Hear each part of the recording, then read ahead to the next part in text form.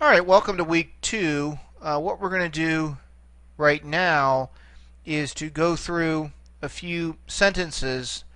These aren't the sentences from your chapter, but they're very similar.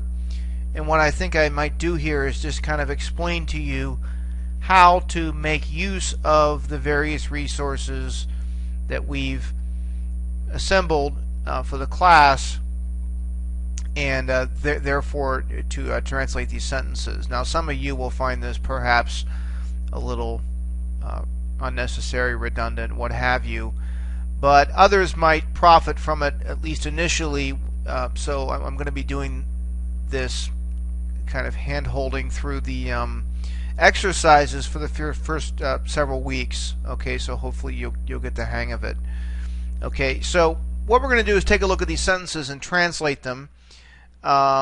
First of all, when we look at the first one here, you notice that the words here are drawn from your vocabulary list at the very beginning of chapter 2. Okay, these words, of course, you have to know, and you'll have to memorize these. Okay, right away, just look for the root here. You know the word pisteuo means believe. Okay, hati means that or because, although generally after a verb of usually belief or perception or sensation or thinking or something like that, hati will mean that and not because. Okay, so keep that in mind. But it can mean because in other contexts. Okay, so believe, because. Okay, genoskomen comes from the word know. So again, believe that, know, didaskein. Okay, didaskein is from didasko, which is teach. Okay, so again, you get the idea of what the words correspond to in terms of their vocabulary meanings, but that's not enough to translate. What you have to do is, of course, make sense of these endings here. Okay, these conjugation endings. So what we'll have to do is take a look at this ending here. You see the ete ending here. Let's move the cursor up so you can see what I'm talking about. Ete ending. So again, we check our paradigm sheet and we see, okay, looking at the verbs, we see a form that corresponds to that, namely luete. Luete. Okay, and you will see that this is the second person plural. Okay, so it's you, whatever the verb was here. In this case, it's believe or trust. So you trust or you believe that genoskusin. Genoskusin. Okay, genoskusin was what form again? Let's check the paradigm sheet. And again, taking a look at where we left off here from luusen. Okay, right? That's kind of similar, isn't it? Luusen. So again, you're going to see that that's the form you want. That's their third person plural. That's like a they type of a meaning. So okay, you plural believe that they know didaskein. Didaskein. What's didaskein? That's from teach, but what's that ain ending from? Well, let's check our paradigms. And aha, you see it there. It's luain. Okay, the infinitive form there. Okay, so just give a good translation here. So you believe, you plural believe that they know, okay, to teach, or probably more like how to teach. Okay, so you believe that they know how to teach. Okay, so that's basically all there is to that one. Okay, let's take a look at number 2. So we have akuomen kai blepomen hatigraphe adolphe. All right, akuomen kai blepomen hatigraphe adolphe. Okay, so first, get a sense of the vocabulary before you start. You should recognize that's the verb for here. That's the verb for see. So here and see. Kai is a word for and. That. Okay, again, following a verb perception, usually hati means that. Here, see, that, right. Okay, graphe is from right, and adolphe is sister. Okay, so again, we've got to make sense of the endings here. So omen, what does that correspond to? Let's take a look. Ah, yes, that's our first person plural ending. Okay, luomen, luomen. Okay, so that's like a we meaning. Okay, so we hear, and we have another omen here. So we hear and we see, okay, that graphe adophe. What's graphe adophe? What's A? What's that A ending? There it is. Yes, that's your third person singular. So it's a he, she, or it ending. So we hear and we see that graphe adelphe. And adelphe is sister. Okay, we'll learn later this is nominative case, so it's that sister writes or is writing. Okay, now notice something that's a little bit different about Greek than English right away. Okay, the noun, okay, which is actually doing the action, follows the verb. That never happens in an English sentence unless you're asking a question. Okay, but in Greek, you can have a subject that's actually nowhere near the verb. It may follow several words later. Okay, you know it's a subject by the ending. Okay, and the ending here has to agree with it. All right, we're gonna see that later. So again, word order really doesn't mean a whole lot in Greek. It means a tremendous amount in English. Generally speaking, if a noun follows a verb in English, we tend to think it's not the subject but the direct object, which is usually how English works. Or Greek is not like that. Okay, so bear that in mind. You'll get used to that.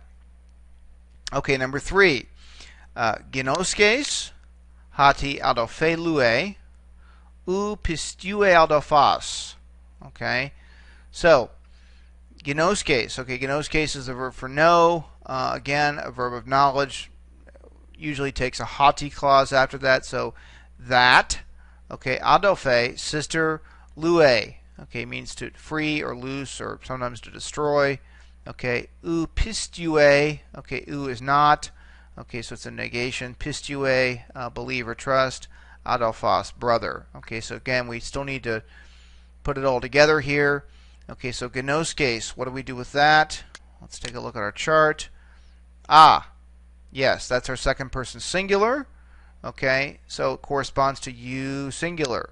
So you know that adelphe lue, and lue again was what? That's your your third person singular. Okay, third person singular. So he, she, or it. Okay, and let's see if the subject's expressed. It is. There's a subject already sitting here. So it's you know that what?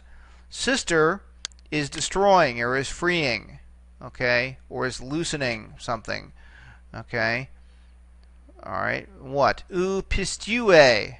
We get that A ending again, but that's exactly like this ending, isn't it? Notice here it's another third person singular, but is the subject expressed? Yes, it is. Okay, ou pistue adelphos. So does not believe brother literally, or brother does not believe. Okay, so that's exactly how we would translate it. We would say brother does not believe. Put it in a good English word order, although again, keep in mind that it's perfectly acceptable Greek to have the subject following the verb here. Okay, and you'll know it's a subject as we will see very quickly in future lessons by the ending. Okay, not by the place in the sentence. Okay, and by the way, notice something else that's true about Greek. I could get rid of the subject here, and what would I find? Okay, well, nothing would change except one thing. Ginoskes, so you know that sister is destroying. Ou pistue. Okay, now the subject's not expressed. The subject is in effect buried inside the verb here. So it's a statement about he, she, or it does not believe. I don't know what he, she, or it is. I can only know that from the context. But very frequently, you will find the subject unexpressed. Okay, and it doesn't need to be written. Okay, we actually saw it here too. We have a kuomen and blepomen. Okay, there's no we there, but we knew it was we here and we see just from the ending. Okay, alrighty. Finish up here with number 4. Thele adelphos graphein ou ginoskomen. Okay, so again, thele comes from thelo, the word for wish or want. So want, adelphos is brother, graphein, right. Okay, and we see it semicolon there indicating it's going to be some kind of a question. So uginoskomen, so not, no. All right, so thele, what's that A ending? Well, hopefully we don't have to look at the paradigms now. We remember it's the same as the A ending here and the A ending here. Well, let's go ahead and cheat. We're just starting out here. So that's going to be this form here. Our third person singular ending. Okay, so he, she, or it. Okay, in this case it's a he because it's brother. So brother, what does he do? He wants graphene. That ain ending, yeah, darn it, what was that again? Ah, yeah, it's the infinitive. Okay, it's the infinitive. Luane. See, it's like luane.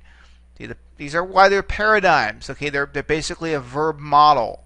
Okay, you're going to see that other verbs will basically follow this same model. That's the point of memorizing these paradigms.